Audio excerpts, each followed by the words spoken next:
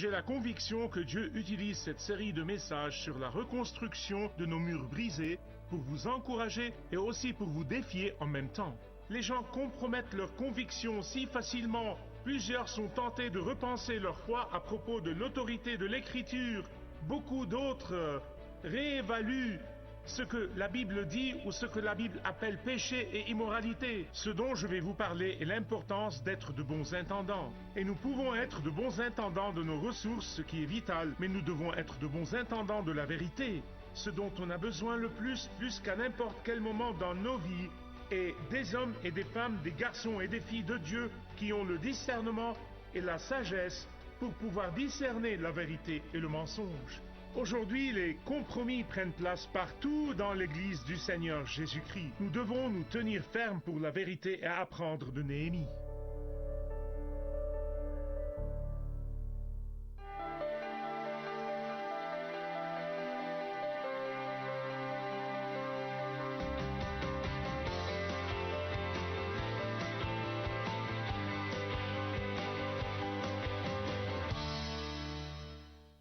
En 1990, le magazine Guidepost a republié une vieille histoire, une vieille légende qui dit quelque chose comme ça.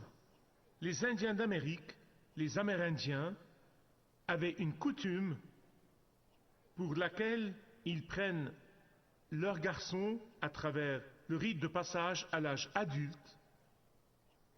Et ce rite particulier de passage est environ à l'âge de 15 ou 16 ans. Ils envoient ces garçons à la forêt ou aux montagnes pour qu'ils soient seuls dans la solitude. Et puis ceux-ci descendent et il y a une cérémonie pour faire d'eux des hommes. Et la légende dit quelque chose comme ça. Un jeune homme en particulier a marché tout le chemin vers le sommet d'une haute montagne. Et quand il est arrivé au sommet, il a pu voir presque jusqu'à l'infini l'horizon, cette vue pour des kilomètres. Et comme il se tenait là en regardant la vue, il a entendu un certain bruissement des feuilles à ses pieds. Et à son grand étonnement, c'était un serpent à sonnette. Et à sa grande stupéfaction, ce serpent à sonnette a commencé à lui parler. Le serpent à sonnette a dit au jeune homme, « Il fait froid ici et je gèle. Mets-moi sous ta chemise pour que je puisse rester au chaud.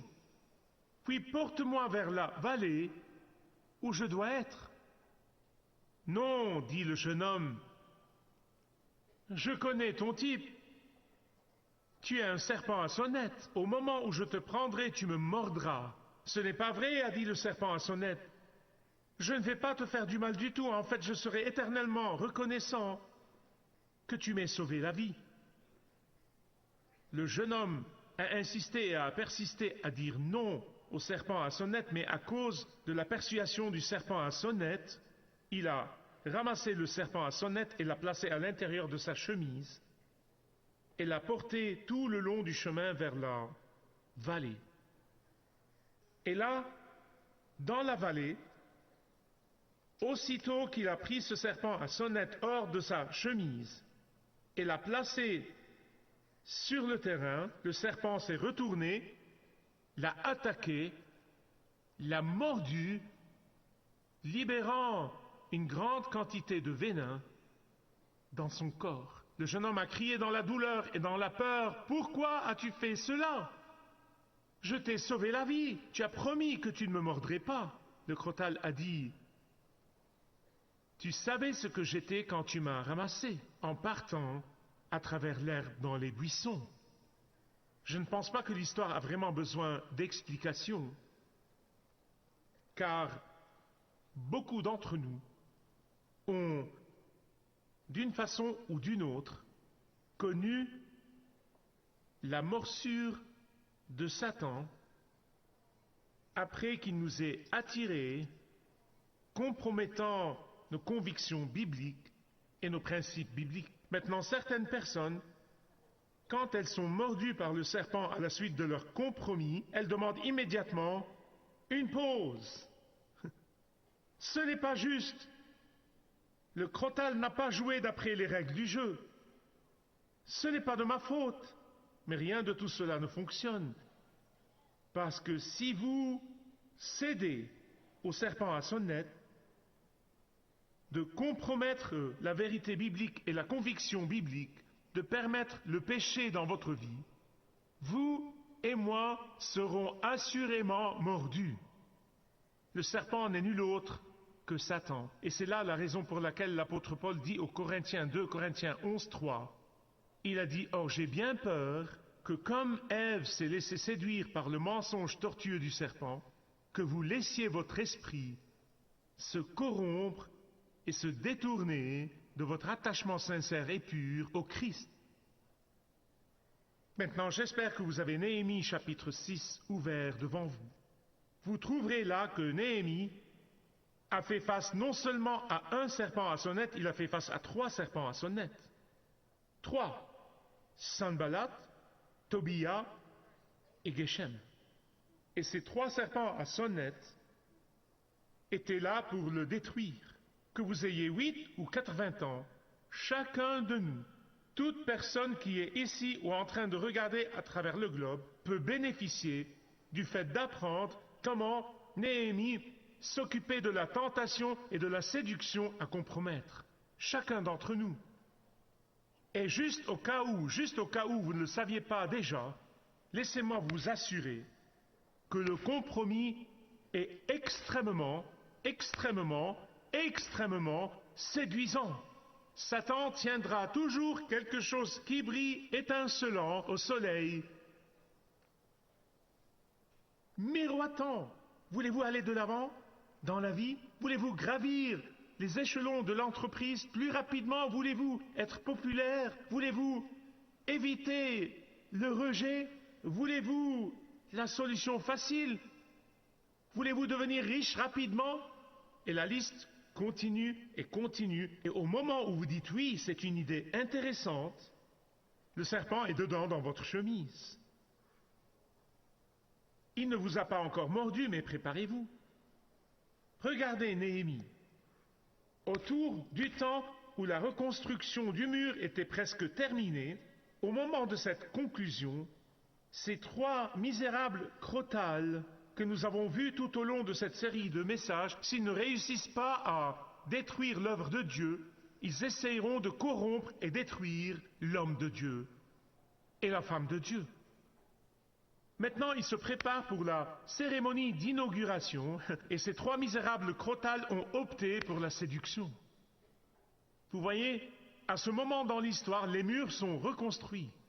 Les portes presque prêtes, elles n'ont pas encore été accrochées, il y a donc des portes ouvertes. Et laissez-moi vous le dire tout de suite, Satan aime les portes ouvertes. Il aime les portes entr'ouvertes dans vos vies et dans la mienne. Il les aime. Et les portes étaient encore ouvertes. Sanballat et compagnie ont envoyé un message à Néhémie, en fait 4 messages. Regardez le verset 4, ils sont juste là. Ayons une entrevue. Nous pouvons négocier ou bien dialoguer. Rendez-vous sur les plaines d'Ono. Et Néhémie a entendu le mot Ono et il a dit « Oh non !» Je vais revenir à cela, je vais vous expliquer pourquoi. Que font ces serpents à sonnette? Ils ont en fait changé leur tactique et ont commencé à dire « Néhémie, notre ami, laissons simplement les problèmes être révolus. Nous n'avons pas besoin de nous battre. Soyons amis. » Permettez-moi de vous parler de la raison pour le choix d'Ono. Ono était environ 30 km au nord de Jérusalem, donc il devrait sortir des murs de protection et aller 30 km au nord. Et Ono, la vallée d'Ono, est belle. Je veux dire, c'est un endroit magnifique. Il est comparable à toute belle station à laquelle vous pouvez penser aujourd'hui. Je veux dire, c'est un spa de première classe et de détente partout.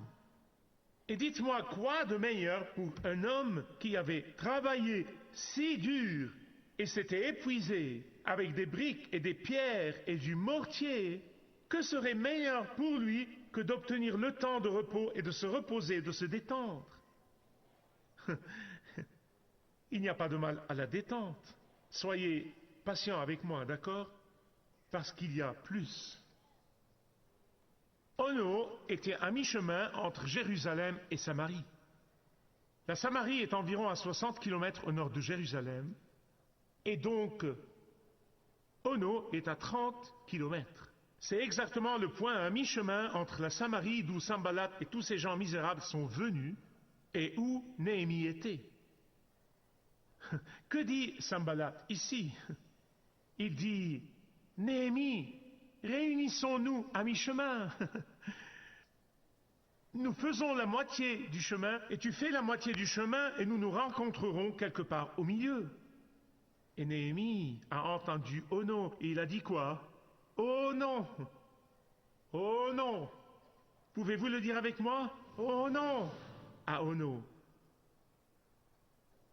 Mais avant que certains d'entre vous ne soient en colère contre moi en disant quel est le problème avec les compromis, il y a des moments où le compromis est nécessaire.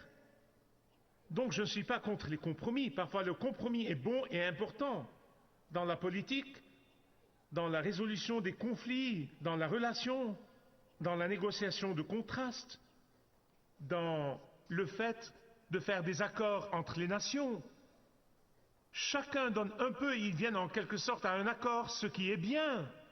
Mais regardez, compromettre dans ces choses dont je vous ai parlé est une chose, mais le fait de compromettre avec le péché, de compromettre avec les Sanballat de ce monde, de compromettre vos principes bibliques, de compromettre la vérité biblique, ce sont tous les serpents à sonnette qui vous mordront toujours très fort. Ce dont on a besoin le plus qu'à n'importe quel moment dans nos vies, est des hommes et des femmes, des garçons et des filles de Dieu qui ont le discernement et la sagesse pour pouvoir discerner la vérité et le mensonge.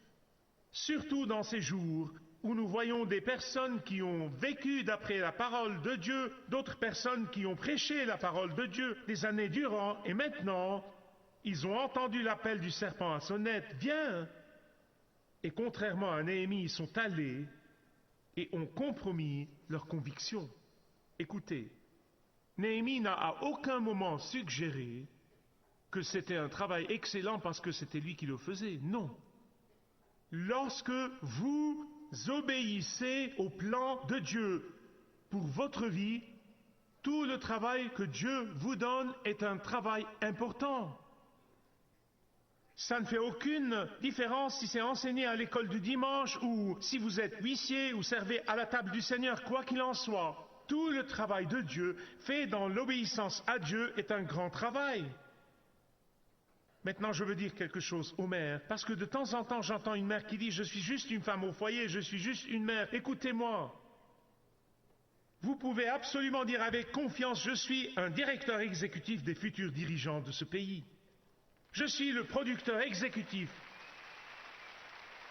de la future génération de héros dans ce pays. » Ne laissez pas les autres vous définir. Ne laissez pas d'autres personnes vous dissuader de votre excellent travail. Le plus grand travail auquel je peux penser, ne laissez pas d'autres personnes vous décourager. Mais voici ce qui arrive souvent.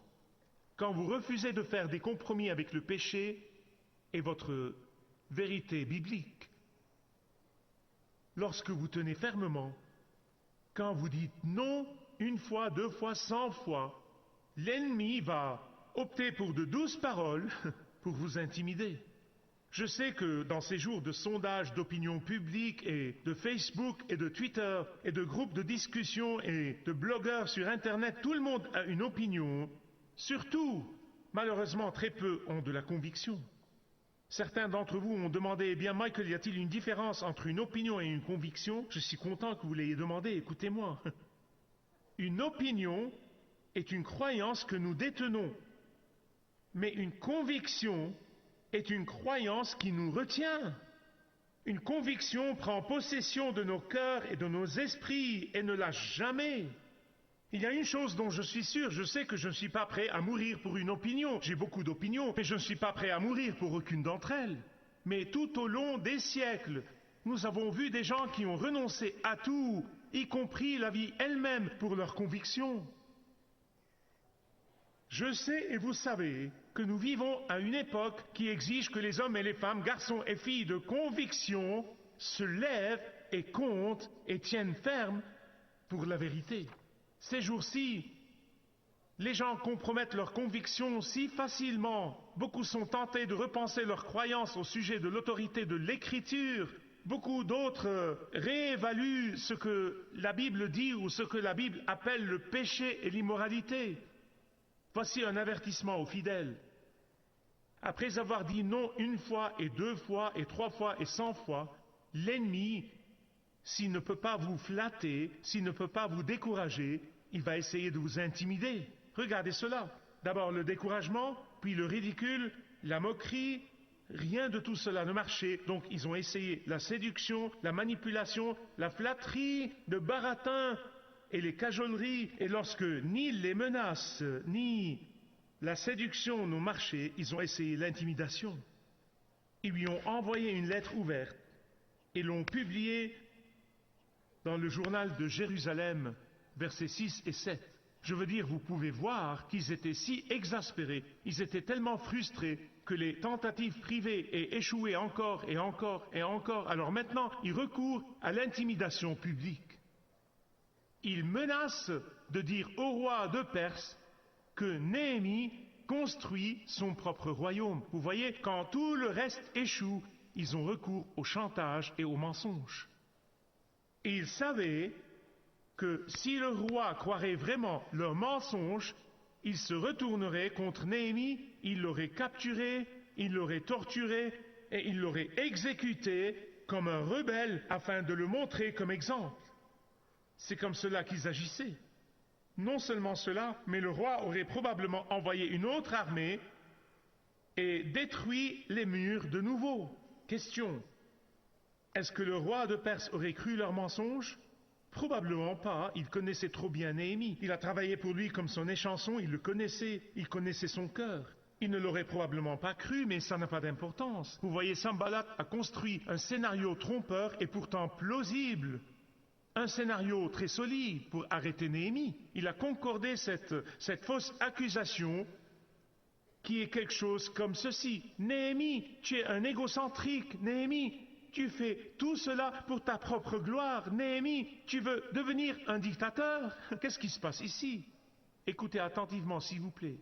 Néhémie est devenu victime de ragots et il nous montre ici comment l'homme pieux doit répondre à l'opposition, l'intimidation, les menaces et le chantage. Versets 8 et 9. Vous voyez, parce que sa conscience était claire, parce qu'il a vécu sa vie comme un livre ouvert, parce qu'il connaissait leur nature mauvaise, il leur a essentiellement dit, ceci est une traduction Youssef, vous ne la trouverez pas dans vos Bibles. Essayez votre meilleur coup, et ça n'a pas fonctionné. Je pense que de temps en temps, beaucoup d'entre nous font face à de fausses accusations. Et ces fausses accusations peuvent se propager si vite avant que vous n'obteniez une chance de les réfuter. Ces fausses accusations sapent votre énergie physique, elles sapent votre énergie émotionnelle, elles vous ont coûté votre sommeil, elles causent que les gens ignorants se tournent contre vous, elles peuvent détruire votre réputation. Quand cela arrive, rappelez-vous les paroles de Jésus dans Matthieu 5, 11 et 12. Heureux êtes-vous quand on vous insulte, quand on vous persécute et quand on dit faussement toutes sortes de choses mauvaises contre vous à cause de moi. Réjouissez-vous et soyez heureux car votre récompense est grande dans le ciel, car de la même manière ils ont persécuté les prophètes qui ont été avant vous. Eh bien, quand tout le reste échoue, il ne leur reste qu'un seul recours: l'assassiner, le tuer. Voilà le dernier recours. Regardez les versets 10 jusqu'au verset 14. Ils ont essayé une tentative d'assassinat et pour cela ils ont utilisé un faux prophète du nom de Shamaïa pour les aider dans leur acte misérable. Écoutez-moi, il n'y a rien de pire que quelqu'un qui connaît un peu de l'écriture et qui sait exactement comment la tordre, comment la torturer et comment en abuser et la falsifier pour vous intimider. Oh! La Bible ne dit-elle pas que vous ne devez juger personne? L'avez-vous entendu celle-là? La Bible ne dit-elle pas que le christianisme est inclusif? La Bible ne dit-elle pas que vous devez aimer tout le monde indépendamment de ce qu'ils font? Et encore, et encore, et encore, et encore, nous entendons cela tout le temps. Vous voyez, quand le faux prophète a dit à Néhémie que les assassins sont sur leur chemin, qu'est-ce qu'il essayait de faire? Il essayait de faire sortir Néhémie. Il essayait de le faire sortir pour qu'il l'ait en ligne de mire et le tue. Cette astuce a provoqué l'effet inverse sur Néhémie. Et ici, Néhémie utilise l'une de mes phrases préférées dans l'ensemble du livre de Néhémie, verset 11. C'est mon expression favorite. Un homme comme moi devrait-il se cacher? Ou un homme comme moi devrait-il fuir? Vous voyez, Néhémie savait que Shamaïa était un faux prophète et un traître qui a vendu son âme au diable. Vous dites, mais pourquoi? Eh bien, Néhémie était un laïc, il n'était pas un prêtre. Et seuls les prêtres étaient autorisés à entrer dans le sanctuaire de Dieu, et non pas les laïcs. En fait, essentiellement, c'est un crime dans la loi de Dieu, dans le livre des Nombres 1,51. Le livre des Nombres 3,10, le livre des Nombres 18,7, lisez-le quand vous rentrerez chez vous. C'est un crime punissable par la mort. Testez toujours les esprits. Testez les esprits. Sachez qui dit la vérité et qui ne le fait pas. Et Dieu a honoré la fidélité de Néhémie et son refus de briser la loi de Dieu. Versets 15 à 19. En 52 jours, le mur a été construit, et ce qui était impossible semble maintenant possible. À cause de la puissance de Dieu qui travaille, et parce que le peuple de Dieu s'est uni comme il l'a fait, Dieu a commencé à faire l'impossible.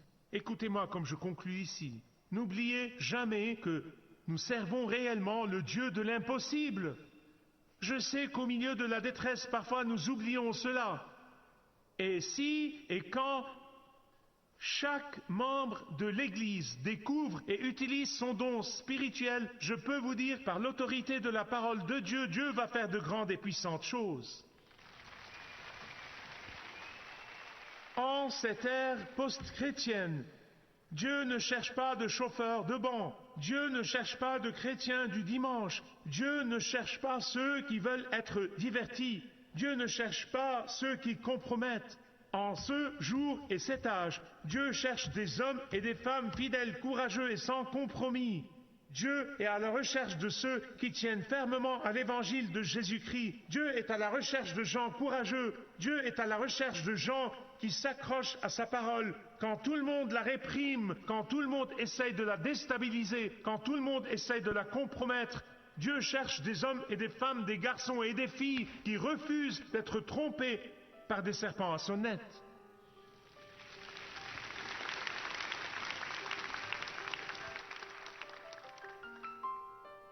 Mais les hommes et les femmes, les garçons et les filles qui, comme Néhémie, se tiennent fermement et donnent gloire à Dieu, sera-ce vous? Sera-ce vous? Sera-ce vous? Sera-ce vous? Merci de regarder ce programme.